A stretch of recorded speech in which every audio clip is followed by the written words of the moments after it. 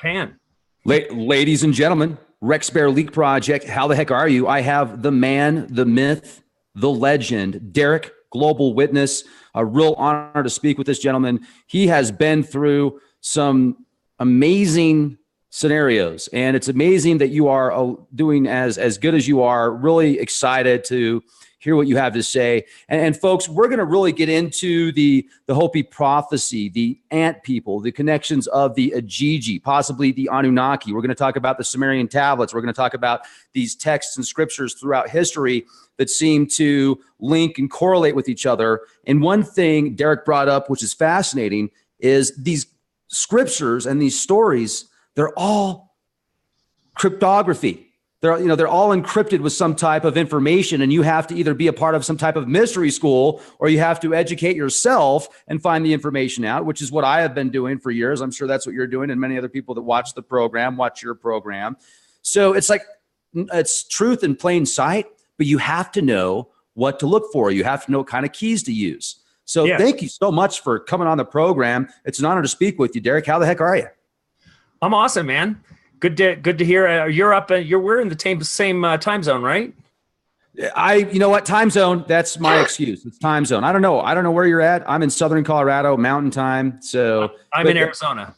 Okay. Yeah, the time zone out here shifts. That's an inside joke, actually. One time, I'll have to share it with you later about the time zone thing. But yeah, this is Arizona, Colorado, not too far away. We could probably, if there's like an abduction scenario, an ET abduction scenario, they could probably pick us both up just in one swoop. At the same time, one fell swoop. Perfect. Yeah. Bring it on. Let's go. I would be up for the exploration, wouldn't you? I think it'd be fun. I just say, hey, no probing, everything else. That's cool. I don't want any of my DNA extracted. I don't want these genetically modified Rexes running around on a spaceship or anything. But if you guys want to take me up and we go for a cruise and see what it's about, let's go. Let's do it. It's interesting because I'm just going to go off tangent here for a second. I watch Agents of S.H.I.E.L.D. I'm a big fan of Agents of S.H.I.E.L.D. And there's been these sentient characters that are androids, but they have self-aware capabilities. They live for thousands of years. One of the names was Enoch, and one of the names was Noah. How interesting. Interesting. One of the names was Enoch, and one was Noah. Yeah. Well, the funny thing is that Noah's original name was, his real name was Ziasudra. But just like everything else, when that story is translated and put into the Hebrew text, they're obviously going to give him a Hebrew name, something that means something in Hebrew, right? So you could, for all intents and purposes, take Enoch and Elijah and say, well, Enoch and Elijah were two Hebrew names for Enki and Enlil, right? So, and the E, by the way, think about the E. Think about the E, right? We have multitudes of words that have an EX, that do not need an E to actually have the pronunciation of the word. So exaltation, for example, right, has EX. You don't actually need the E before the X. So it's kind of like one of those little arrogant things that Enki and Enlil would always make sure that we recognize that there's an E present in all of those exalted words, so to speak. So there are little things that you will find that are hidden everywhere. And I'm always trying to find those bits and pieces of evidence where people have done that. And we've actually added things into our language, just like people I'm sure that you've had on your show or you've looked at, is that words have a meaning, right? Tell, lie, vision, right? So what is it? They're going to tell you the truth. They have to tell you the truth. And they'll contain the lie. The deception is in the understanding of something. So they make up a word and you look at it differently and accept it differently. It's kind of like the word being amen, teaching people to say amen when that and they'll tell you, oh, well, that means in Hebrew a certain thing, kind of like Noah means a certain thing, but it has a different purpose and a different name. But it doesn't. It's an honor and it is a recognition of Amen Ra, period. Full stop. That's where it comes from.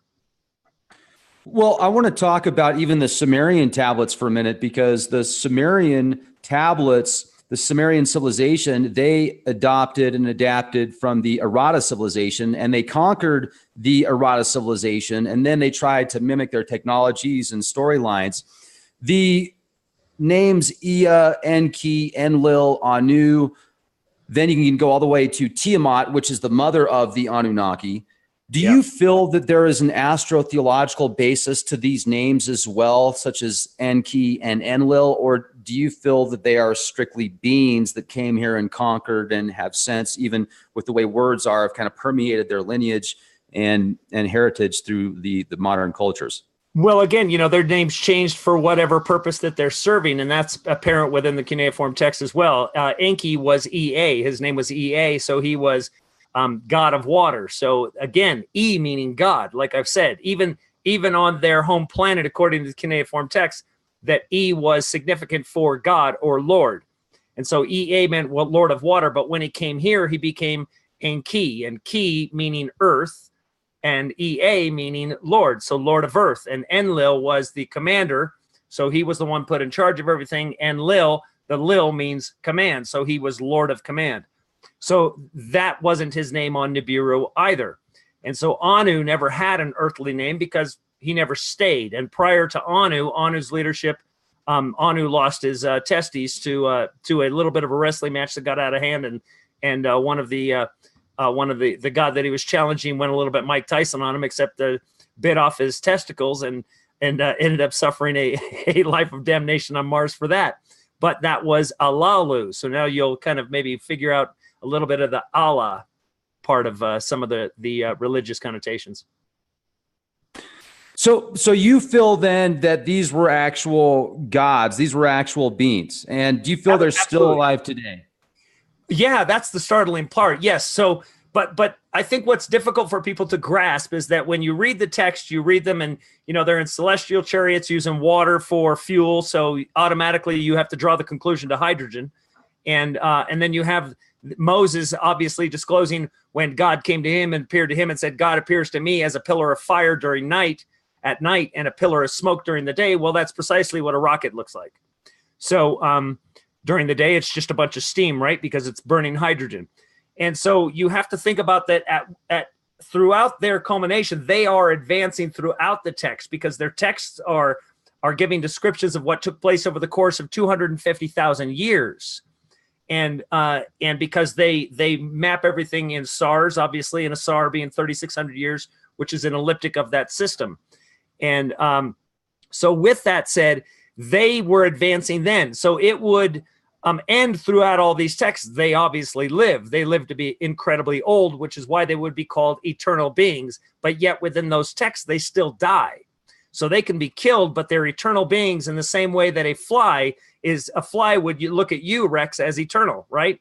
A fly has a 48-hour lifespan. He would say to his kids, this guy's an eternal being. As long as I've known him, my great-great-great-great-great-great-great-great-great-great-great-grandfather knew him. He's been alive forever. So we would see them as the same way. But the important thing to think is that they become so advanced, but not only that they could, if they can travel such distances at such speeds, then they would have the ability to transcend dimensions. We live and think and see in a third dimension.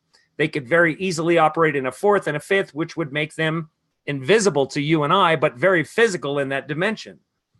So yeah, they are beings. They are very much alive today. They are very much coordinating things as it goes. They took over this place, and that's where we live. We live in a dominated system that they had established, and we are controlled by that for all intents and purposes. We have just enough free will, but we can hear them. They can manipulate us. And even the text point to that is that Enlil wanted to destroy mankind, right? And he wanted to destroy mankind because he could hear them. Like their consciousness, what they were thinking, what they were doing. And he was so sick and tired of hearing them have sex. He was like, I can't take it anymore. Let him be wiped out. But there's a lot of different talks about that. And I'm really glad you brought that up, because if that is the case, that would make one realize, and I've talked about this before, we were created as almost drones for these beings. We were created as biological robots. And whether or not we were designed to go work for the king or designed to go mine gold, I think that they had a much deeper meaning. And maybe even the Anunnaki didn't know about this, or maybe they did also as another piece of the pie, knowing that with the physical aspect, they can do the mining, they can do the work, but then they can also harness the soul energy, the spirit, and use us as like recyclable batteries. And then if you get into the possibilities of Saturn, I wonder how much Saturn has to do with this control grid now. It's interesting because even the name Saturn, I'm glad you brought this up. Saturn, the day of Saturday, it governs the day of Saturday. Then you can think of Satan, and then Satan being the adversary. But I'm not looking at it as bad. I'm looking at it as a astrotheological standpoint, especially if it's the electric universe. If the sun of our solar system is representation of Jesus, the only way through the Father is through the Son, through me. Maybe the sun is some type of stargate, and maybe the adversary of that sun is Saturn, Kronos, the god of time, that you have to get out of that matrix loop in order to get to the next level. Maybe it is some type of stargate or something. What are your thoughts on that? Well, you know, if you think about all of the symbolism around all of the secret societies, and even the ones right in front of your face, right? The words of Christ in the Nag Hammadi texts will tell you that if you want to know the truth, know what is right in front of you. And so that means that it's hidden in front of your face. You don't see it because you've been taught to see differently. Saturn, if you look at the north and the south poles of Saturn, it has a hexagon. A hexagon is precisely what the Star of David is, Saturn being representative of Saturday, as you mentioned. So that's the Sabbath. So Satan being the god of that, which is precisely why the words of Christ, when he came to the Hebrews, he was revealing this stuff and said, your father is Satan. So they were even not necessarily understanding, or they were. Now, if this is a prison planet and the control mechanisms is what it is, you got to think about who owns 98% of the patents in the world. Then you also have, and most of the medical procedures, and basically owns the intellectual property. The intellectual property of all intellectual property in the globe is in one central location, as far as ownership goes. And then you have the Masons, right? So their Mason symbol, where you've got the compass and the ruler. That is essentially just an unfinished Star of David, which is precisely what you have with the hexagon on Saturn. And that hexagon on Saturn is not a natural formation. The measurements are exactly precise. That doesn't have to happen naturally, so that you have to be led to the fact that that is created in the same way that we are created. Yes, we are biological AI. When people want to talk about AI, I always say, first of all, right now, the only way that a robot can emulate us is that we've become so dumbed down and so programmed that a robot can emulate us. And we get programmed by our society. But we are, if you read these ancient texts, we were made and given specific instructions and given specific identities. And our DNA was essentially supercharged by some of the intellect as much as they wanted us to have. And that would be probably why we have a brain that we use 10% of. And if you can allow yourself or find a way to open up more of it, you can access much higher realms, and you can access obviously a lot of intellectual property that you already have written on your DNA. You already have this. You can't escape the history. And as you said about that time lock, look, Einstein was correct and they thought he was nuts, but yet it's been proved, even with the evil components of CERN, is that time is an illusion, that there is no such thing as time. Einstein stated that the past, the present, and the future all take place at the same time. It's one event, that we have been given this urgency, and that would be what would be established in us to create us as slaves, right? It makes perfect sense that we automatically, look, Rex, you can look at us supernaturally or spiritually and go, our issue is this. We either want to rule or we want to be ruled. Like as I teach, and I teach on my channel, the one thing that I get is people are always trying to ask me about rules. And it's the same thing that if you read the text of Moses, that he contended with. They said, well, what do we do here? And even the words of Christ, and this is where these things become enlightening. So forget about the Bible or whether you think it's right or true or wrong or whatever. There is a tremendous amount of wisdom in it that when people said to him, well, what about divorce? And Christ said to the people, Moses gave you that law for your iniquity, for your issues. Like, because you can't figure it out yourself. You need somebody to give you rules. You don't know. That's why he was convincing. The kingdom is within you. You own the kingdom. Take over that seat. That's yours. That's called the Christ. That's the Spirit of God in you, where you came from, where you were stolen from. Your spirit was stolen. And when we were talking about Egypt, right? If you look in the Great Pyramid of Giza, you can find all of the stories in hieroglyphs, right? You can find the story of Set and Osiris, along with Isis. And that story about him cutting up Osiris into 42 pieces. Some people say 42 pieces. It's 42 pieces, and scattering him around the earth. is precisely what the ancient thought is of our spirits, that your spirit, you know, when you meet somebody and you're like, wow, I totally jibe with you, that you could be of the same spirit, that there aren't billions of us. There's actually only a limited amount of spirits, and that they're so powerful that they're chopped up into pieces, which is precisely why in the Pyramid of Giza, on the ceiling above that story, they have starfish. Now, starfish out in the middle of the desert, right? And starfish is unique in that way that you can take a starfish and cut it up into pieces, and each piece becomes its own starfish. So that would reflect that spirit, hologram. That reflects that aspect of it, right? So lots of stuff. It is all over the place. And, you know, you have to, as you're learning, Rex, in order for you to assemble this stuff is, first of all, you have an inkling inside of you. You already have inside of you this instinct about what is true. Why I always try to say the truth is written on you. You already know these things. You just don't know how to confirm them. And so you don't even know how to speak them yet. And as you've learned, as you go through these ancient texts and you learn and you completely open up your mind, right? Opening up your mind is taking off the crown of thorns so you can think freely. Your mind is no longer a prison. That's why they put the crown of thorns back on Christ. That's the symbolism around that event. They said, you're not allowed to think outside of what we tell you to, and put the crown of thorns, put his mind back in prison. And these are all the types of things that you begin to grasp. And when you confirm them through all these texts, you go, I know that's true. You know, this is fantastic. The knowledge that you have in connection with the other scriptures, I think, is great, because a lot of people that might be very knowledgeable in the Holy Bible, they might have never even heard of the Nag Hammadi scriptures. And when you read these Gnostic texts, it just puts a whole other perspective on the story of Jesus, the story of his disciples. And then it talks about, you know, and then you get into the archons. And I think it's interesting because when I first started researching the archons, I thought that the archons were something completely different than the perception that I have towards them now. You could actually say the archons could be the Anunnaki. You could also say the archons could have been very technologically advanced biologists that were, you know, biogeneticists, and they were making people. And they're okay, well, let's make these ones not quite as big as we are. What are your thoughts on that? Well, yeah, I mean, you know, the cuneiform texts actually speak of that, right? So when Enki was creating mankind, which Enki being his symbol was the serpent, Enki's creating mankind. He's mixing this DNA. He has birth mothers. Okay. And the thing is that he's also messing up. So he creates one, and it's a kind of a screw up. It's kind of half man and half bull, which is why we have all of these creatures that are in mythology, which aren't so much mythology.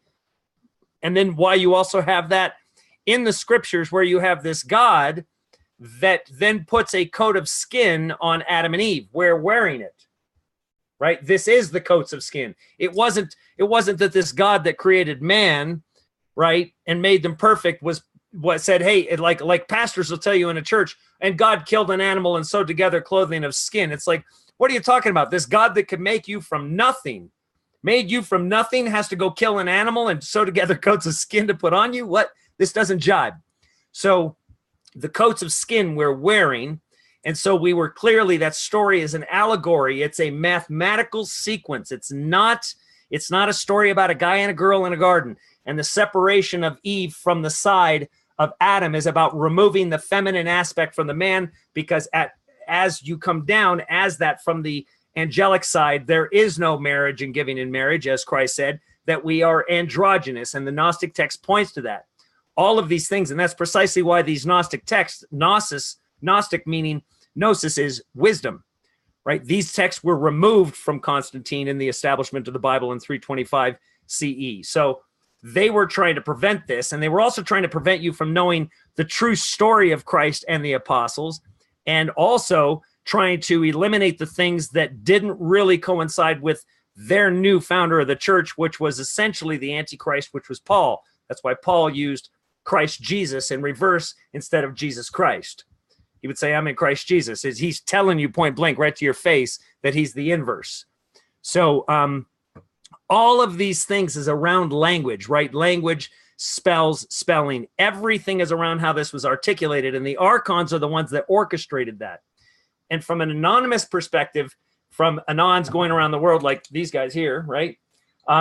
They have gotten to the end of the truth trail, the true anons. Now, Anonymous has become taken over by three-letter agencies and become a bit of a psyop operation in many instances. But the true anons that communicate and have for 20 years have gotten to the end of the information trail. Where they get to the end, they've gotten to all of the information of all the living humans, and all of that information points somewhere else of power that supersedes this power here. And the only conclusion that you can go is, wow, there really is an enemy of this world.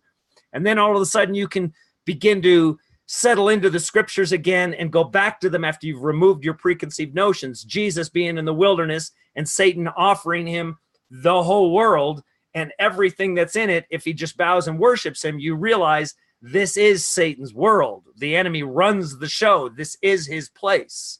He couldn't offer it otherwise. So these types of things you begin to assemble, and you like you said, the archons, lots of different names for different generations of people, because everything was an oral tradition. So you go from, Moses precisely going into Egypt. Moses was in Egypt, spent most of his life in Egypt. Very well-to-do, was very much part of the he was very much a student of the mystery schools. He knew the story of Set and Osiris extremely well, which is why he rewrote it with as Cain and Abel. It's the same story. That's why Cain and Abel comes up. And so these stories, so archons are essentially just the sons of the Anunnaki gods. When you go back on it, these archons became the operatives on behalf of the brothers, and we're still fighting the battle as we are today. It is just a battle between two brothers. One says he's good, one says he's bad, but both of them are bad.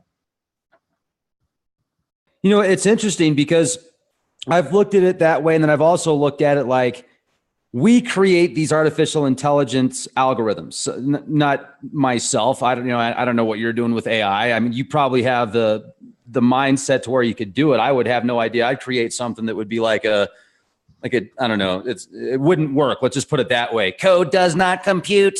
Conspiracy. But there's algorithms out there now that when the programmer finds out that they start communicating with other bots in a form that at first they thought they were just miscommunicating, then they find out this bot has rewritten the English language in a sense where it's communicating. You think it's error, but it's just doing it more efficiently. So they shut that bot down. They unplug it. They pull the plug. What if we were created to, once again, to do the work for these gods, and then they're like, uh-oh, we made them a lot better than we were supposed to. What do? And then maybe there was a point where these beings or these things, because I've looked at both sides of the story. Like I read the Bible and I'm like, why in the world would a God that is all knowing say, go kill every man, woman, and child in scripture? Why would a God do that? And then that makes me think, well, maybe it's more man-like. Maybe it's more, political. Maybe this God isn't all knowing. Maybe it is a God, but it doesn't have all knowing of everything. And it's trying to take care of what it thinks of as a mistake. Because like you said, it could hear everything. It's hearing all this sex going on. It's like, I don't want to hear these humans, man. It's like a bunch of cockroaches and more cockroaches, more cockroaches. And then maybe as it has evolved, and I'm hoping this is the case, and maybe I'm just looking at this from a human standpoint, but if we were created like the gods, and there's a part of us that are very similar. And so maybe they have evolved to the point of when they used to look at us as cockroaches, maybe they're like, okay, now that's like a house cat. Now that's like a dog we'll keep outside. So they're not going to just exterminate us, but they're not going to let us in the house either. I don't know. Maybe they will. What are your thoughts on that? There we go. My mic wouldn't unmute. You're correct. If you recall in the Sumerian text, Enlil wanted to destroy mankind. And then once they're destroyed, they're broken. They're broken just like us. So yes, we have that. They did make us a little too good, because as long as we have their essentially their essence, they have taken the spirit. In order to create us to be intelligent, they made us basically to have all of the intellect and then reduce us. It's kind of like a BMW M5 that I had with a V10, 1100 horsepower motor. Right? They want to put this V10 in there, but yet they have to make it street legal and make it so it can run on the freeways. So they strangle the crap out of the motor, put it in the car so they can sell it. right? So now it's a 525 horsepower car, but it's really got 1,150 horses, just starts taking stuff off. The same thing with us. And so the anomaly, which would be a neo, right? The anomaly is that when you can wake up that anomaly in you. So that's a problem. And yes, they are very much like us. So that is what is made in our image kind of thing. So there's two components of this. We have the spirit, which is a different image. We have the flesh, which is a different image. And combined, those two make up a soul. Right. So this soul contains a lot of energy and it does a lot of stuff and it impacts the universe in a profound way, no matter what we do. That's why the Akashic record, if you get into that, there isn't anything that you do. It's impossible for you to take a rock and throw it in the middle of a calm pond and not have it cause waves that go across the entire pond. Doesn't matter who you are, whoever throws the rock, you're going to have an impact. No matter how insignificant you think you are, you impact the world and everything you do.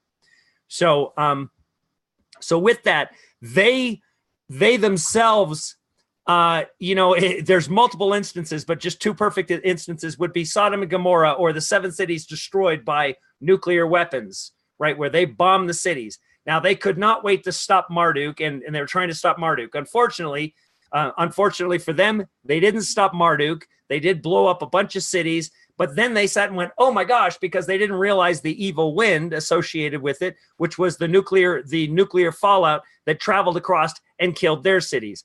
So they're not all that bright, but yet their arrogance and their ego get in the way where they think, oh, I did know that, but I didn't. Very much the same as us. And when they let mankind be destroyed with the flood, Enlil was incredibly happy. But at the same time, then he realized, well, crap, what am I going to do? Who's going to tend to my garden? Who's going to handle my stuff? I just destroyed my slaves. And then that's where Enki comes in and says, hey, but I saved one of them, my son over here, Ziusudra. And then he's like, okay, well, then he finds favor in him. And he's like, okay, he's made me an offering of blood, sacrifice, and everything. So understand just what you said about this God that says, go kill every man, woman, and child. He doesn't just say that. He says, go kill everything that walks, breathes, or talks, and even things that creep and crawl. So even the insects. So we have this obsessant, crazy, bipolar God there. And then that same God, apparently, according to the Bible, goes, but I found favor in Noah. This is two different gods speaking, right? So this is two different elements of that. That's why you have this bipolar component to that. Wants to save mankind, one wants to wipe them out. That's always the case. So yeah, they are very much like us. They do put things at risk by putting what they've put into us. We are absolutely biological AI, but the spirit in us supersedes that because that spirit is like that Akashic record. We do have the truth written within us. We do know it. That's why when you hear something that's true, Rex, you automatically go, that's true. You just know it. It's already inside of you. Right? You don't have to have somebody explain it. And that's when you've heard the term that truth is self-evident. That's where you can take that and go, that's self-evident because it's in yourself. It's in you. It's not that it's self-evident in the statement per se, but it's self-evident within you that it becomes the truth because you know it is. And we are that record. We are the book of life. We are those pieces. So I'm going to take this even a step further. If we were brought down into this body as somewhat of a trick, where now our spirit energy is locked into the flesh, and that's what the Gnostics talk about. And the chief archon, Yaldabaoth, has a lion face, a snake body, eyes that are red.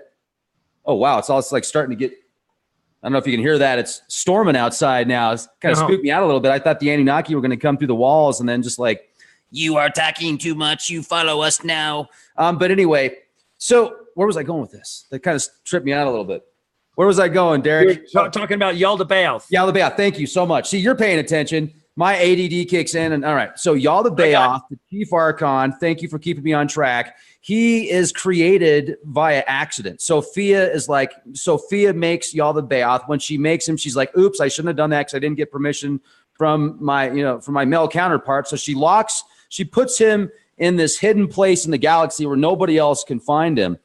And how would you like, I mean, I've thought about that before, where wouldn't that suck if that was your mom? Your mom was like, oh, you're an accident. I mean, most of us are accidents, but it's not like our mom tried to hide us in some abandoned island or something like that. So, I mean, I'm trying to have compassion here and look at it from that standpoint. It just seems like maybe we're at a point now in consciousness and the age of, it's getting loud, isn't it? Can you hear that? Yeah. Okay, we may have, I don't know how loud it's going to get, but the age of Aquarius, do you think that maybe we could be evolving to the point where we're able to work, or do you keep trying to just shoot us down, wars, famine, pain, suffering, dark ecstasy on one side, and then on the other side, the opposite of that? Yeah, well, obviously, Rex, I think everybody is aware that the age is changed, right? And that is precisely what the Mayan calendar was all about in 2012. Everybody was looking for an explosion, right? But that's the end of the long count. So essentially, once that happened, everybody's looking for something physically to take place because we live in this 3D world. But it has nothing to do with physicality at all. It has to do with frequencies and openings of things like the magnetosphere cracking, us being connected to a greater source, to the source of where we came from. We're kind of the net, the grid that's locked us mentally and spiritually into a certain place that's opened a bit, right? And that's the veil spoken of in the Bible. It's not the thing above the temple when the veil cracked down the center. That's the veil. The veil is what is locking us in. So the veil splitting straight down the center is opening up the veil so we can receive and understand who we are and why we're here. So also you have these things in these cycles. Okay, so Ophiuchus being the astrological sign that appears on a cycle, right? You don't see it. There's 12 astrological signs, and then there's the 13 that comes around.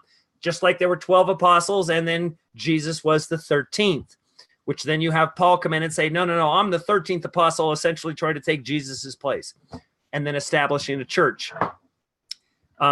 So, and I can go into lots of stuff about that, but a different time. But all of these things taking place, we are altering. Things are taking place. We are transforming. The consciousness of us does change. And considering that we actually, if you think about how powerful this is, it's probably only slightly cracked open that is allowing our consciousness to open up right now. When it is wide open, that consciousness of knowing things will and can physically alter you. There is transmutation. It can take place. For people to think that the Avengers is some weird thing, right? Or the X-Men is some crazy thing with people transfiguring. That's not myth. You're capable of that. We have that in creatures, as I was explaining to you, of a butterfly leaving its caterpillar stage into the butterfly and maintaining zero DNA of its previous form. It completely transmutated into an entirely new creation. So you can't tell me that there's not evidence of that. And our brain, with one cell of our brain and one map of our DNA, built your entire body, the whole thing. This is a massive computational system that is highly complex. And when we reduce it in ourselves mentally, then we allow ourselves to get sick. And our sickness and stuff comes from our condition, the things that we hold against ourselves. Like I always say that we wear our sin. So people, you'll see them, they wear their sin. They become the shape of it. However they are in life, things take place in them, right? If they don't like who they are, they'll shut themselves up. They'll go to attack their own tongue in a disease, right? If they don't like the things that they talk about, we hold these things against ourselves. So yeah, there is a lot going on, man. I have a lot right now. And I think anybody will know that there's something that changed, and it has changing, and these ages are going. And yes, Ophiuchus being visible now, that is very, very prevalent. That signifies Christ. You've got the September 23rd, the 12th sign of Revelation. It's all there. These things are taking place, and they have a spiritual impact that if you're paying attention, you know. And here's the whole thing. When you read in scripture that it says he is coming with the clouds, not on them, but with the clouds. Okay? Now, what that really means is he's writing that not because something is coming on one. It's because the clouds will change. And forget about chemtrails for a second here. The clouds are different. You see cumulus clouds that are in places that they shouldn't be, right? So you see cloud formations that would require an object to be either on top of it or underneath it, altering the temperature pattern. And that cloud will appear in the middle of nowhere. Big old shelf cloud, okay? So lots of I've been flying a long time, so I know clouds extremely well. And you'll see also a cloud that is blowing in 20 different directions. That's not possible. So what's happening is we're beginning to see the results in this dimensional phase that we're in of what is taking place in another dimension. Just like scripture talks about, there is a war in heaven. There is something taking place that we can't see with our eyes yet, but you're seeing the remnants of it. And so you feel these things and you're impacted by them. You know, it's interesting because just a few days ago here in Southern Colorado, when the sun set, and this was within a matter of 15, 20 minutes to the west, when the sun sets, you see this beautiful orangish, yellowish color that's beaming out as it goes down. And then to the east, you've got the obvious solar radiation management where it starts off with the large X patterns that dissipate and the clouds turn into just big, giant white blankets. They're not puffy clouds, not natural clouds. We're talking the stuff that's sprayed, and there's plenty of evidence to back this up. But you just look at the sky, watch them do the X patterns, watch it dissipate, watch these large blankets. But to make a long story short, when that happened to the east, you saw this huge, the cloud cover, like I said, but it was reddish purple. And I'm thinking to myself, okay, I'm not an expert certainly, but why is it reddish purple to the east and orange to the west like that? And why does it seem like certain days they spray more than others? Is it just because they're blocking the UVC, the UVB radiation, the solar radiation? Are they hiding something from us? Are they hiding a possible? Now, here also, though, if the thing was anywhere close to us, if another planetary body was anywhere close to us, I think it'd rip our planet in half. I don't think we'd be here. But is there something out there now that is at a point where if somebody had a good telescope and they weren't blocking it, maybe they could see it? Because there's plenty of good amateur astronomers out there. Yeah, of course there is. And you can actually see it. And there's lots of evidence of that from the FAA weather cams and other things that people have found. The astrological bodies that work on a cycle are here, period. So the reality of it is that there is a tremendous amount of effort. Now, there are lots of reasons for chemtrails. Okay, there's many reasons for them to do it, where people think it's one reason. Chemtrails and HAARP work in conjunction with each other for one purpose. That's why you will see a chemtrail that'll go behind them. Like, a chemtrail is essentially a contrail is a condensation trail, right? So the condensation that is taken out of the atmosphere by the jet engine, the heat of the jet engine turned to steam, and then the steam typically happens at 33,000 feet and above because it's so cold that steam instantly is crystallized and turned into ice, and that's why it disintegrates. So sorry, I jumped there. I just like the thunder. Oh my goodness, that was the boom. Like I thought a bomb went off out there. Nope, just not. Yeah, you're getting some of the monsoon. Just kind of looked at me like, dude, are you okay? Thank goodness you guys couldn't see that. That was kind of embarrassing. I saw it in your eyes. You were just sitting there looking like this. All of a sudden you went. That's exactly. That's a nice way to put it. Thank you. Please, this is good. Please continue. So the chemtrails from HAARP. So when they spray the chemtrails, now let me help you understand how HAARP is essentially a microwave, right? So if you take a BB. If you take a glass of water and you put it in a microwave, a 1,000-watt microwave, and you put it on high, it'll start to fizz for a second, and then it'll just go, and it'll blow up into a big ball of steam, okay? And then that separation kind of becomes almost hydrogen at that point, depending on how quickly you could do that and separate. If you could capture the molecules, you can turn it into hydrogen. So what happens is that process speeds up. When you take a BB and you put it in that glass of water, it won't take 1 minute for that to take place. It'll take 10 seconds. So because of the microwave is concentrated upon the metal and creates a superheating. So if you were to take microscopic particles of metal, aluminum oxide, and you could fill the atmosphere with it, because what happens is people don't realize that our atmosphere has more water on it than we do on the surface of the ocean. It's just broken up in particles, and when it coalesces, it turns into the clouds and the storms, right? So you have a ton of water up there. It is massive. So when you can fill each one of those particles of water with a tiny little piece of metal, and then you can shine and microwave a spot, you can cause a massive storm. You can suck in moisture and cause heat and cause a storm. So that's one function of the chemtrails. The other function of it is very much to cloud and block specific energies. So think about this. You had mentioned this, Rex, when you said the only way to the Father is through the Son. Okay, so through the Son, when you're talking about the actual Son. Well, right now you've got people saying, "Hey, we have a fake Son," and we do, and I've shown that. Wired magazine even shows you the when they tested it and they lit it up, right? So they show you that they have the technology and that they do this. So you have a fake Sun, and you have chemtrails to block the energy from the Sun, because it has a specific, as the veil breaks, it has a specific component in it that allows us to change and allows us to hear and see and wake up consciously. So they are trying to prevent things from happening on Earth as it is in heaven, right? They don't want that to happen. They're not ready for that yet. Well, not only that, if what you said reminded me of a great interview that I had the other day with Diamond from Oppenheimer Ranch, and he studies the grand solar minimums, and he was talking about how the same thing you said, there's these sun cycles, and at certain points in evolution, you're going to see these leaps of physical evolution. You're going to see these beings that come out with, maybe you would just all of a sudden wings will start popping out of your back. You'll start flying around.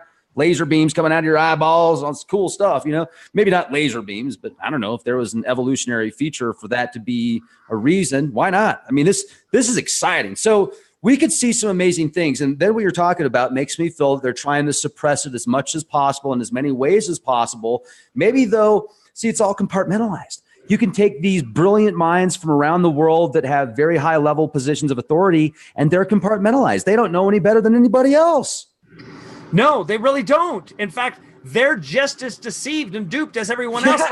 That was the whole point of Jesus, the whole point of what he was doing when he was going and saying to the Pharisees. He wasn't trying to be mean to them, but he said, your father is Satan. He was telling them that they had taken the things that they had been taught in their scriptures, and they weren't even seeing the truth on it. The very same thing that we're dealing with today, our understanding of the scriptures. Now, the remarkable thing is what you're saying, this transmutation. Revelation speaks of in end times that the man's mind will fail them. They will die of fear. Now, think about what causes a person to die of shock by what they see. Transmutations of things, the revealing of beings that you couldn't see that were always there. All of a sudden you realize you haven't been alone your entire life. We're not alone right now, Rex. There's too many things that have happened in my life to make me think for 1 second that I'm alone. I mean, just the synchronicities of the universe, and when I'm on to something that seems to be important, there will be so many different scenarios that present themselves that link up to that. It certainly is. And another thing too, the Enochian calls. When I started to study the Enochian calls, and I actually did, I read the Enochian call. I think it was the last Enochian call, and I even read it in Enochian. And the apocalypse, I have had a revelation of sorts since then. I have had an unveiling, and it's scary. Very scary, and it's also fascinating at the same time. And it makes me think of those calls. Are those calls to the angels? Are those calls to the planets that are linked to these deities, and these frequencies come back in a certain energy vortex? And maybe even our understanding of the gods and these beings and these angels, maybe they're so much further above and beyond what most people are understanding, that they could be a planet, they could be a country, they could be an entire species, they could be everything and in between that's connected to that, just because they can change their shape and form via vibrational frequency. If you're at that point where you can change your vibrational frequency, then you can change into anything. You can alter in the beginning was the word, right? Word being sound, frequency. So everything is created by sound. That's why I kind of say, when people say, who's the Father? I go, look, the Father hums. And as long as he hums, everything can manifest. The second he stops humming, if he decides to stop humming, everything turns to nothing. Everything, this pen, everything is held together by sound. When you grasp that, you understand that everything functions on audio. So it is a multitude of frequencies at multitudes of levels and layers that you can't comprehend. For anybody, this is where faith comes in, that in our limited space right here in a 3D mind, until we can until we can transmutate and have a transmutational mind, we're always going to be limited in our understanding of what we can and what is possible and what is actually there. But there's no question that these beings, and that you're talking about the Enochian calls. So you're speaking of primarily the person that found the Enochian calls was through the first Queen Elizabeth, which was John Dee, right? He was her seer. And John Dee was probably the most well-studied man on earth at his time. Nobody knew as much as he did.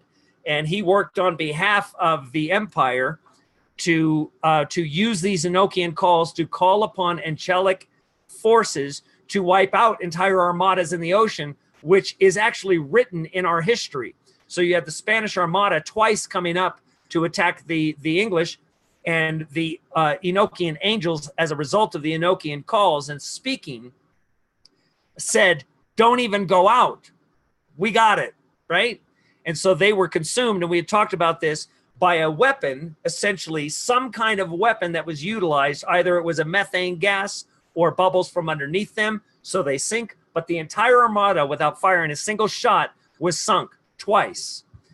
So obviously at that point in time, as a result of that taking place, when their gods can sink an entire armada, you quite quickly become the most powerful empire on earth.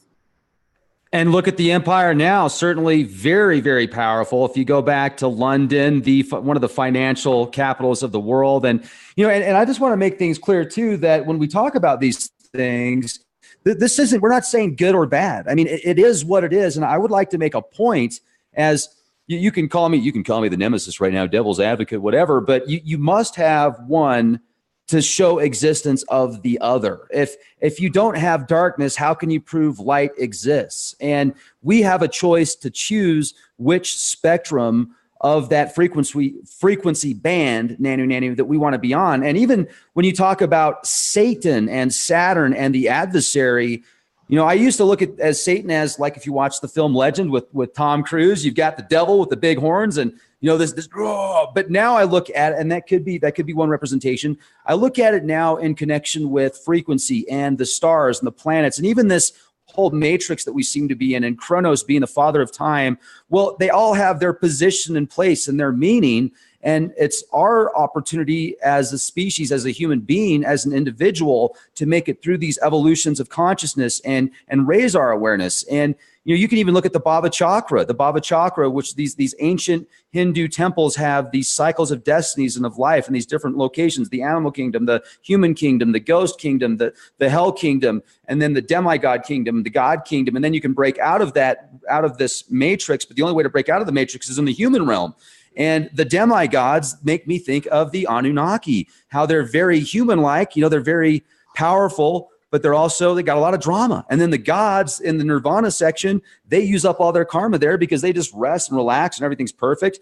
But the only way to get out of this cycle is through the human realm. And I have had my own personal experience where I feel that I have actually seen the Yama, that huge being, that huge deity. And the Nag Hammadi talks about how God put this giant demon in between heaven and hell to judge humans when they cross to the next side.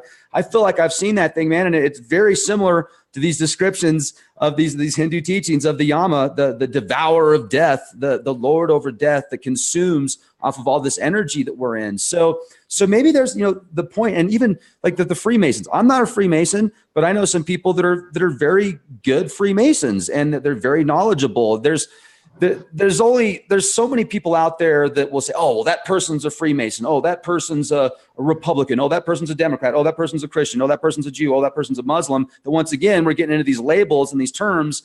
And if we got out of that, then we could say, hey, man, we're in this together. This is a way. Let's do a win-win situation. Why does somebody have to lose if we can figure out a scenario where we can all work together? And I think we're growing out of this right now because we're becoming aware of all this information, all these labels and stuff. And I think it's making us greater. But that's my soapbox. What are your thoughts? Yeah, it is.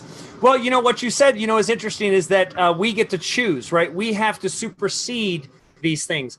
Just like I've said, and this is even in scripture, except it's been dogmatically altered. The churches and religions have used it as a control matrix. But the fact of the matter is like, you know, you can ask any Christian today and go, do you have eternal life? And they go, only through Jesus do I have eternal life. And go, you're wrong. Your own word says that you have eternal damnation or you have eternal paradise, meaning you're eternal regardless of what happens.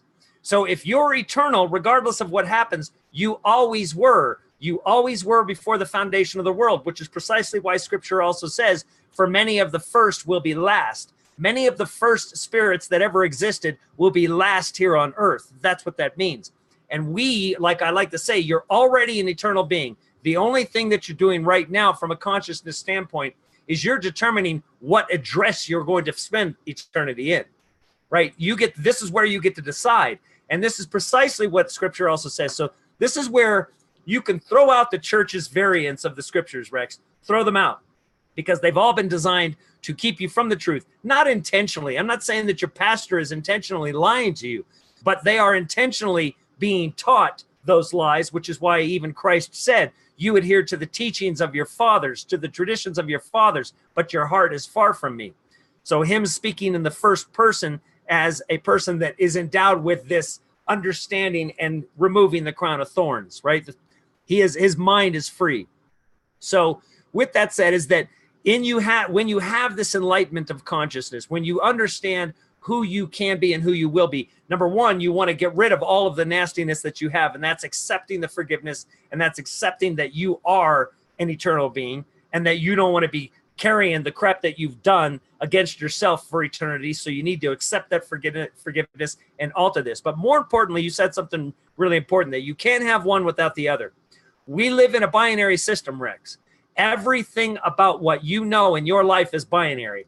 Everything, okay? You cannot have good without evil. You wouldn't recognize good, right? So let's say you have God the Father, who is perfect in every way, and he has a child, and he wants that child to see just how good he is, and he wants that child to be just as good as he is.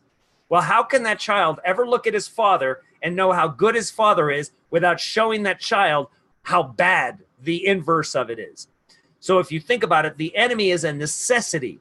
And this is articulated in the book of Job, where it says the angels are gathered around the throne of God and Satan is among them. And God says to Satan, Satan, where have you been? And he says, I've been going around on the earth, back and forth, up and down, to and fro, crossing the earth. So the adversary in this is the cross. He's the one to bring you to the end so you can deny bad, deny evil, and accept good. But the problem here on this earth, as articulated also within the Scriptures, is that the enemy comes to Eve in the garden and says, eat of this fruit and you'll be like the gods, knowing the difference between good or evil. Now, this enemy is also spoken of in Scripture as being the father of lies. So I surely doubt that the father of lies and the one that cannot tell the truth according to Scripture told Eve the truth on his biblical debut, right? He didn't tell the truth because she doesn't know the difference between good or evil. We only think we know the difference between good or evil, because everything, just like it says, all that is seen as good will be bad. All that is seen as bad will be good. We have to learn that buying neither side, the middle way, just like the Nag Hammadi text will speak of in the Christ words when he says, be a passerby. Do not take a side. Don't take Enlil's side. Don't take Inky's side. Don't buy any of this. It's all an illusion. Go inside yourself, take over your own kingdom, and that kingdom has a sovereignty where I don't have to be like Rex. Rex doesn't have to be like me. I don't have to make you think like me, right? That's the Vesica Pisces system, taking two circles so they have to be like each other. We get mad if somebody doesn't agree with us. We get upset if somebody doesn't believe like us. Somebody goes to their family and says, I have a new understanding of the Bible. They'll hate that person. And Christ also said that. If you want to be my disciple, you must first hate your family, that your family will hate you if you see these things differently than they do. That's the Vesica Pisces system trying to force you back into the singular form of thinking. So everything comes down to preparation from a spiritual standpoint to endure where we're going. I don't care how much food you store up, how much water you store up, or how off the grid you are. It's not going to matter. If you're not together spiritually and mentally, and you haven't dealt with these things, and you don't understand these things from that perspective, then you're going to be in big trouble. That's why man's mind will fail them when they see and they know what's going on. If you're not in touch here and not prepared for that kind of stuff, then you're going to be in deep, deep, deep doo-doo. Well, and on that note, if those of you listening, I could have brought this up at the beginning, but I didn't. If you are interested in being prepared and not scared, be prepared, not scared. There's just a ridiculous deal right now. If you go to preparewithleakproject.com, you can get 92 mils for $75, and it tastes good. It's got a 25-year shelf life, and it even comes in a really cool tote. Then you can get organic seeds, you can get water filtration systems. Go to preparewithleakproject.com, check out the discounts. That's a quick shameless plug. Although there is always Camp FEMA, and I'm sure the food at Camp FEMA will taste. Oh yeah, I'm sure you would love that even more. But anyway, that's for a whole other podcast. Camp FEMA loves you. And you know what? And all joking aside, there's many great volunteers with FEMA. There's been a lot of really good things that FEMA has done. Although if things get really, really bad, if I have a choice, do I want to go into some camp or some location where I have to expect somebody else to feed me? I have to expect somebody else to take care of me. I never want to be that person, ever. I want to take care of myself. I want to take care of my family. I don't want to have to worry about asking somebody else for their food or their water. And but anyway, but one thing that I was hoping we could do, we've got over 1,200 people watching right now, and we haven't even brought up much of the ant people, the Ajiji, the bird people that possibly were colonized on Mars. And then we could connect that with the Enuma Elish, where one of the Ajiji was actually sacrificed in order to make the human that they decided to build for their own interests. Mm-hmm. What are your thoughts on and tell us about this Hopi, not only the Hopi prophecy, but this Hopi expedition that you are fortunate enough to have an opportunity to be a part of. This is exciting. This is really exciting. Yeah. So it's not just going to be Hopi property, but it'll also be Navajo, potentially some Yavapai. But we're going to be exploring some of the most ancient areas that are spoken about in prophecies that supersede, that far outdate even the scripture of Jesus and Moses. Okay, so we're talking prophecies that have been around for people for a long time. Anybody that still believes that Columbus discovered America, when he admitted... Wait, Columbus didn't discover America? Yeah. Nice. Hey, be careful, son. Your eyes will stick that way. So we're going to be exploring caves within the mesas, all around Monument Valley in Arizona, the San Francisco peaks, all of these areas. Many of these areas have ancient Hebrew. Okay, so ancient Aramaic written with stories. The Hopi prophecies tell of two snakes, one of one horn, one of two horns, that will come out at the end of days. This is likened to Behemoth and Leviathan, one of the sea, one of the sea, one of the sand. The four corners of the earth is the four corners of those. They even have this four corners monument, which looks very, if you go on Google Earth and go four corners, and you're going to see the four corners of our states, including yours, Rex, right there. You look at that monument, you're going to see right away. You don't throw this monument up out in the middle of nowhere and have the symbolism associated with it and the directional. And then all of the prophecies say that the four corners, that the deceiver will deceive from the four corners. So in the Hopi prophecy, you have the Pahana. So you have the white man that comes to them, that has the wisdom of the tablet, or the corner of the tablet that's missing. Okay, and in this, there's lots to the Hopi prophecy, and there's lots of different variations of it. So I basically just go with the pieces that I see that stream across all the different variations, and the Navajo are said to have altered it quite a bit as well. So, but with that said, the places and the locations, you have a lot of snakes. Okay, they have their snake dance. There's lots about snakes, and they also have these ant people that are the ones that rescued them from the calamities of the past and take them into the earth to survive the calamities. These calamities are spoken of with great light and things like this. So when people are wondering what these calamities would look like, our ancient fear of which Naughty Beaver says, and I like the way he says it, our ancient fear of lightning is far greater than the lightning that you just jumped at. Okay, so you think about from a plasma standpoint, if the sun was close to us, it's not the heat that would get you, because also the sun is electrical, right? It's not fire, but it's so cold that it's hot. So it basically takes on a whole new perspective, that our Grand Canyon wasn't formed by water, no more than the massive Grand Canyon that's 6,000 miles wide on Mars was formed by water. These were formed by plasma bolts, okay? That is an instantaneous. Now, even scientists say, oh, it appears that the Grand Canyon was made in a very short period of time. In fact, maybe even just hours. How about in one single second, right? Just blown right out of the earth. And if you look at it from Google Earth, you'll see that it's a plasma strike. It looks just like it. So you see that in the sky, you go, oh, now I understand the shape.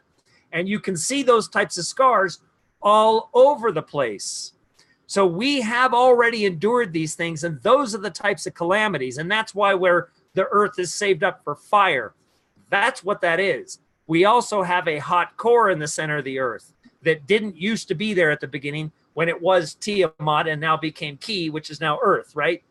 So when it at one point in time was Tiamat and it was blasted in half, the impactor stayed here in the center of the Earth, and the moon became the drop portion of that impactor, like a molten piece of the Earth. That's why the moon is made of what the core of the Earth is made of. That hot core is why we have volcanic activity, right? So that hot core is also that same type of technology, is the same reason why Nibiru is spoken of having massive volcanoes, and that's part of their technology.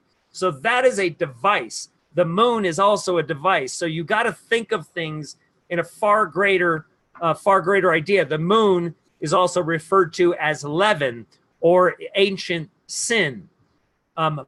Marduk at one time spent quite a bit of time there, and then took the Igigi, as you said, to Mars. The Igigi were their Earth station watchman Mars. From Mars, they observed Earth, and they were part of a way station.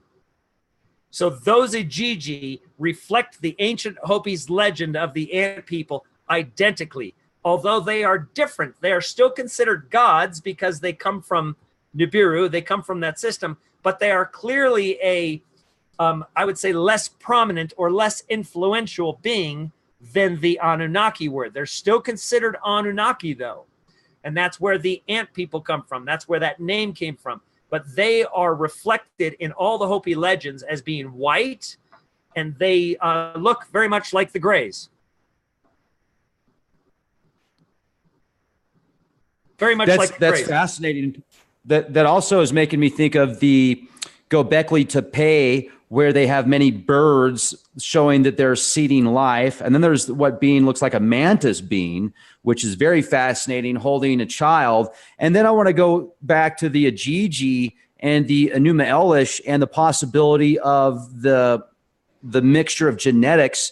So they were, when you said gods, it's interesting because gods oftentimes are referred to as a title. Let's say you're working for a corporation. You're going to have a district manager. You're going to have a general manager. You're going to have different managers and types. So that's kind of like the gods.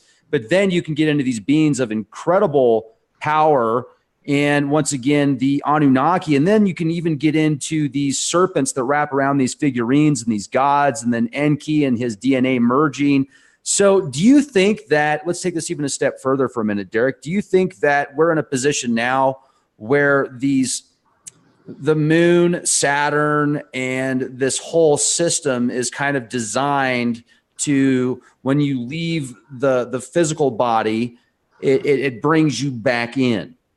So you're not going to get through that portal into another level or another dimension. So like the whole thing is literally designed to keep this empire and our next level of evolution. We're going to keep coming back and doing it over and over and over and over again.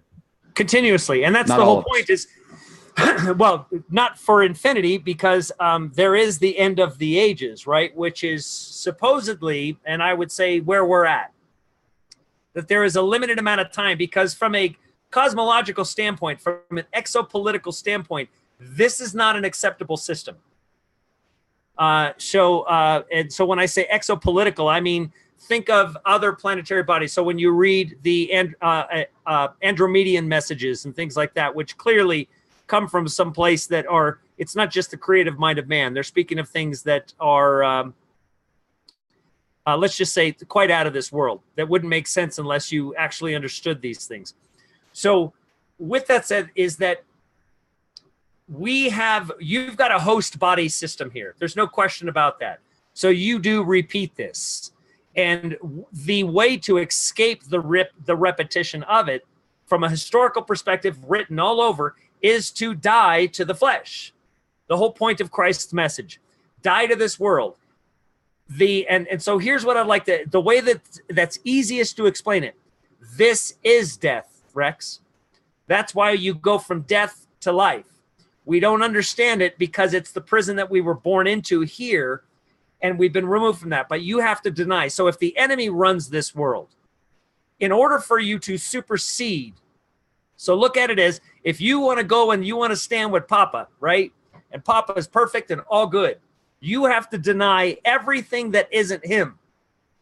So you have to deny the world. You have got to die to it. That you've got to realize that it's nothing, that the power is within you to accomplish these things. So when you die to the world and you die to what it is, and I mean everything that goes with it, this is the trap. It's like the law of attraction is here. Anything that attaches you here.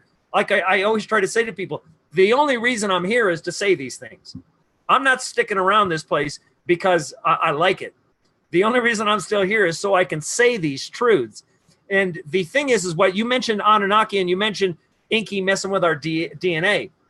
If you look at a statue of Baphomet, you look at any drawing of Baphomet, you'll see that he has the caduceus in between his legs, right? That means that he is the one. He is the sperm giver. He is the maker of man. The caduceus being the sign for medical today, right? You got to wonder where that come from. That's tens of thousands of years old, that sign. So the caduceus of the twisted pair of serpents and the staff. Now think about that. We didn't even know what DNA looked like until 25 years ago. We had no idea that it was the same thing, that it was a double helix, right? That is the sign of our DNA. And here's the amazing part about this. When you're talking about surviving this thing, the end of this age, can I use a whiteboard here for a second, Rex, and draw you a picture?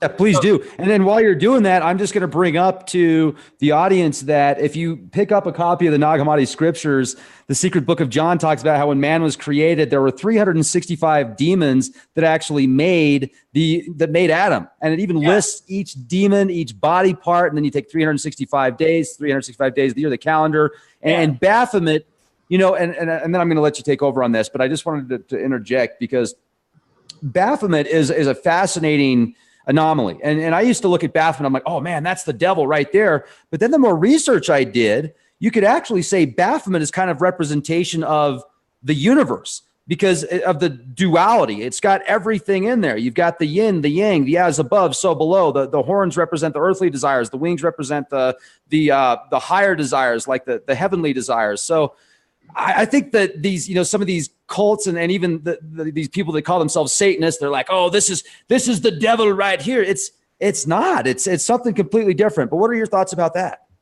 Well, and that's what I mean. So the thing is that Baphomet, and that's why they consider Lucifer the light bearer, right? So there are people that would see him as good. But see, the thing is that but you have to look at it as that a requirement. Right. So a disciplinary measure as well. So I'm telling you where they see it coming from, that in order for you to be refined, right, Rex, if you pull gold out of the ground, it doesn't just come out of the ground 24 karat, right? You have to make it refined. You got to refine it. And refinement is applying fire. What makes gold valuable is not because it's rare, because it's not. Gold is everywhere. It's on every continent. What makes gold valuable is that it's indestructible.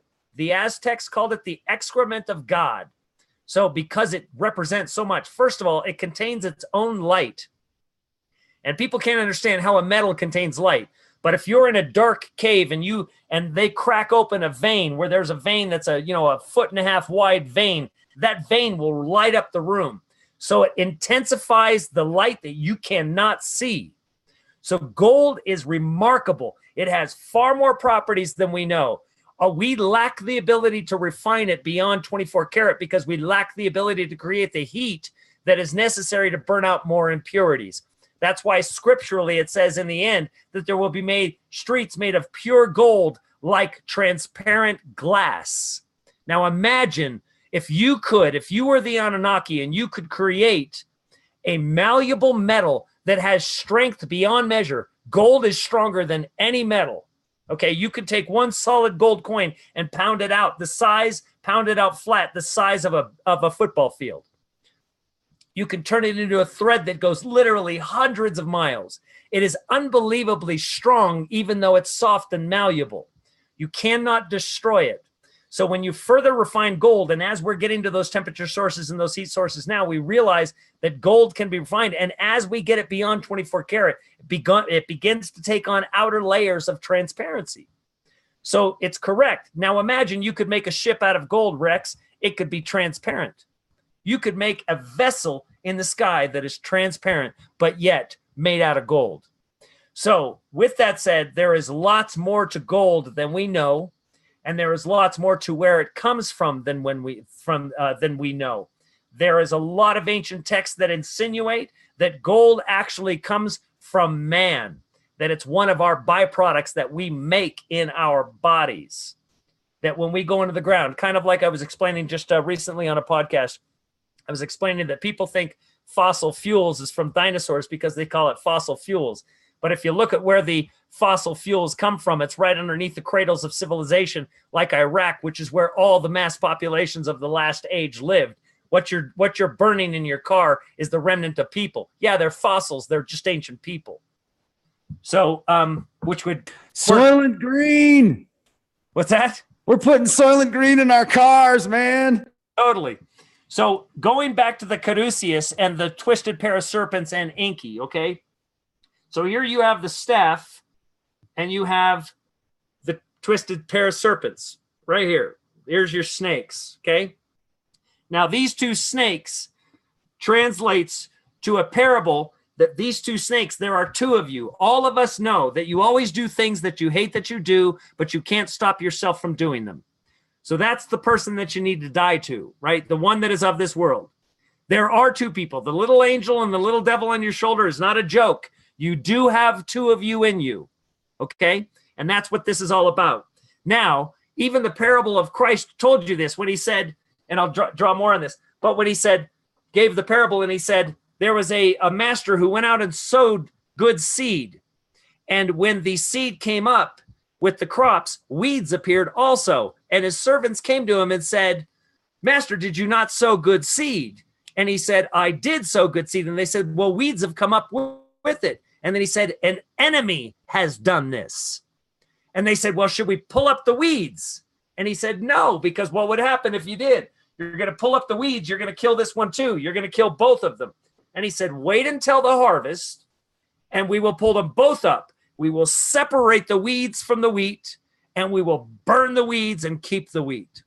That's essentially what we are.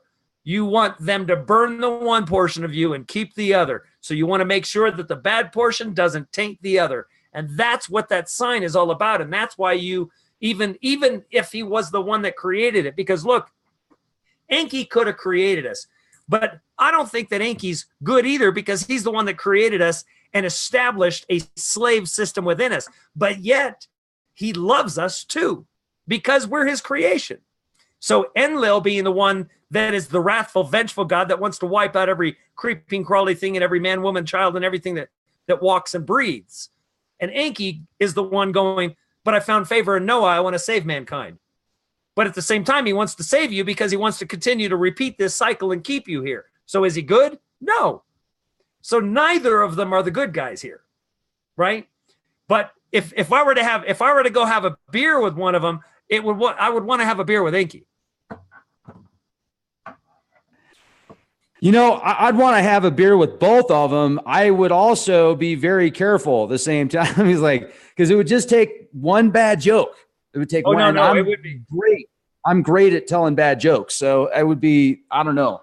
It'd be kind of scary. It'd be like, but you know, one thing that's fascinating about Enki is the stories, he's the compassionate one. And you bring up some great points. And what if when he created us, if, you know, our physical body or whatever, what if he felt that he was doing the right thing. And what if they act like the pineal gland? When you see the pine cone and the two snakes around the pine cone, yes, animals and different amphibians have the pineal gland, which is representation of the pine cone. Although I think that our pineal gland is a higher evolutionary consciousness, and I also feel like it's a wormhole in your mind that can take you to different parts of the universe, can bring you closer to God, can take you to source, and that's why the calcification of the pineal gland and all these different genetically modified foods to keep people's genetics low. I shouldn't say the only reason, but one of the reasons I feel at these corporate levels sometimes, and even beyond the corporate level, actually way above beyond the corporate level, they just use that as a means necessary.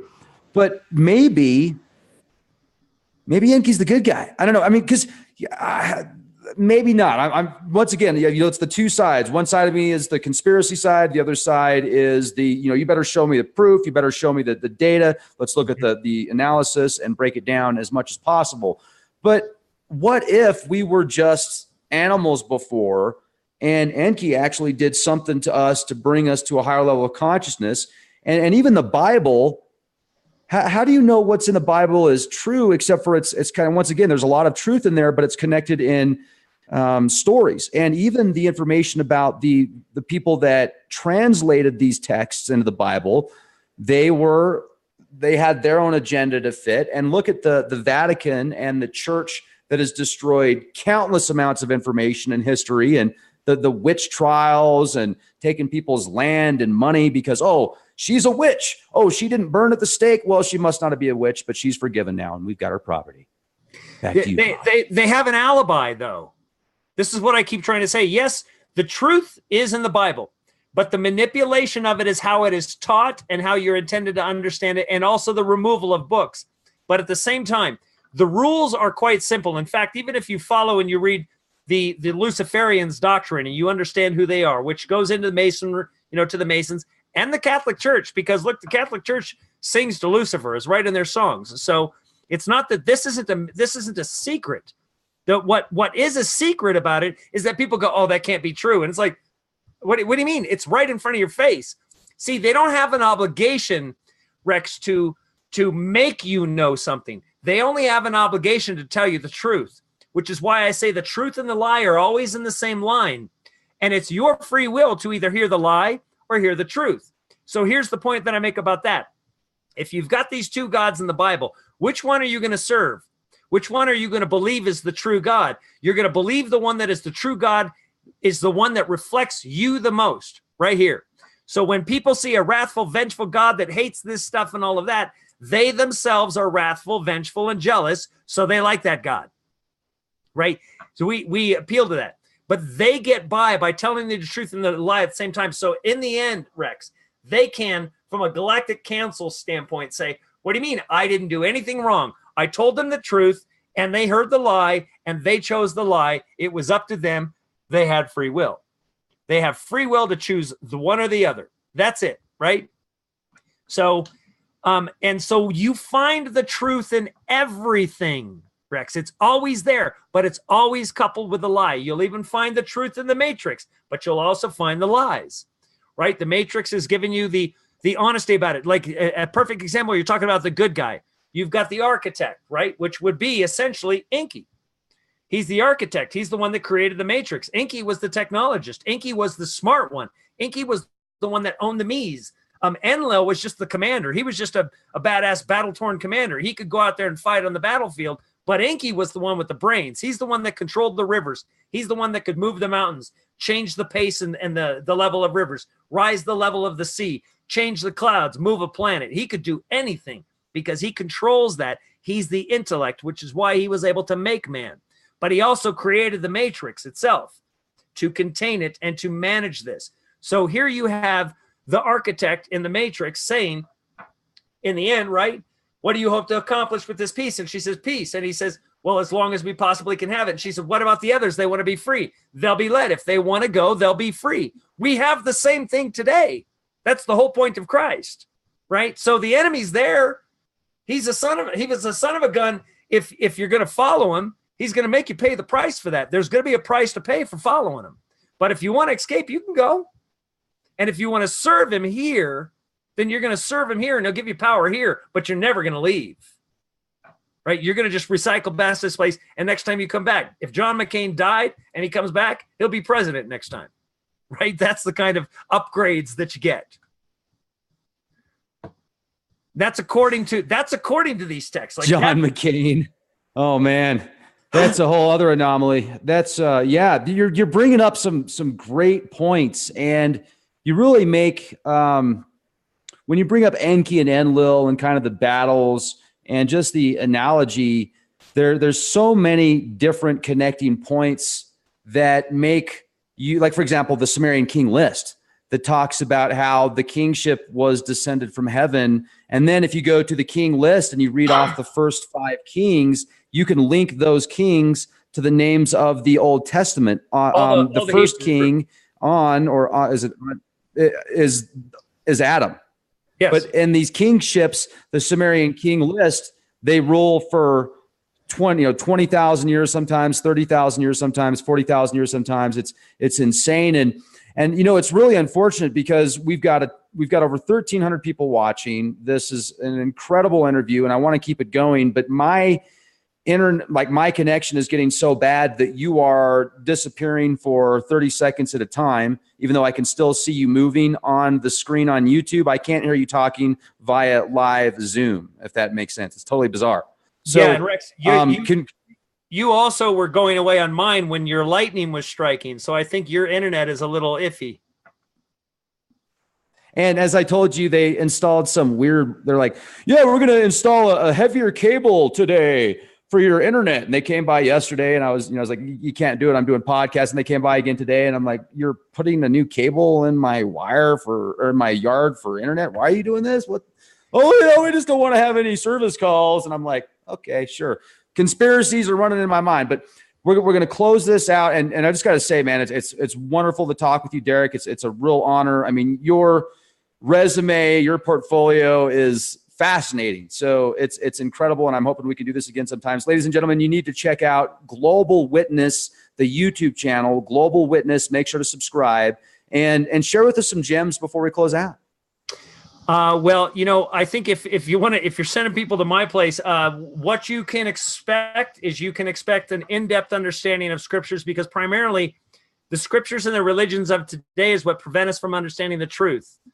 And as we've learned, Rex, and as you've learned, look, you're speaking of the Enochian calls and you're like, oops, I've actually done something. Did I screw something up?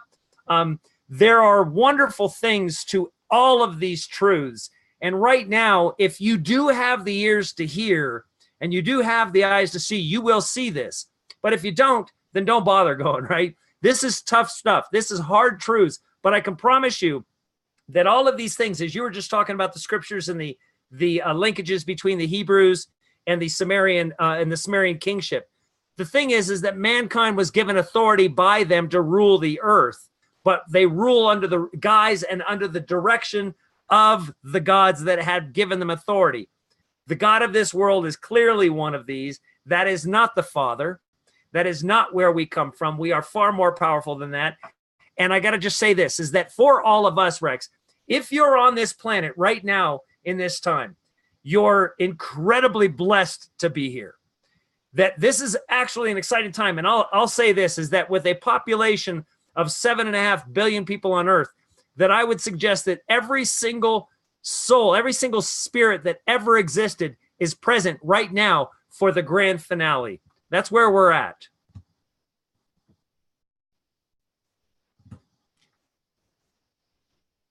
Ladies and gentlemen, buckle up. It's going to be a bumpy ride. Wow. Well, and on that note, yes, it's an amazing time to be alive. I certainly hope that this is just going to be a new golden renaissance. I'm kind of under the mindset that we have an opportunity to either go down the path of start over, or maybe we can make it through. And time will tell. I'm going to keep positive vibes. I'm going to continue to be the change I want to see. I know you're going to continue to be the change you want to see. Everybody be excellent to each other. I mean, that's really the key. If we could just do what Bill and Ted did, be excellent to each other, then love your neighbor. Anything else to worry about? Probably not. But maybe meteorites and asteroids and stuff. I mean, you could be excellent to each other, but still get hit with one of those. All right, everybody, be the change you want to see.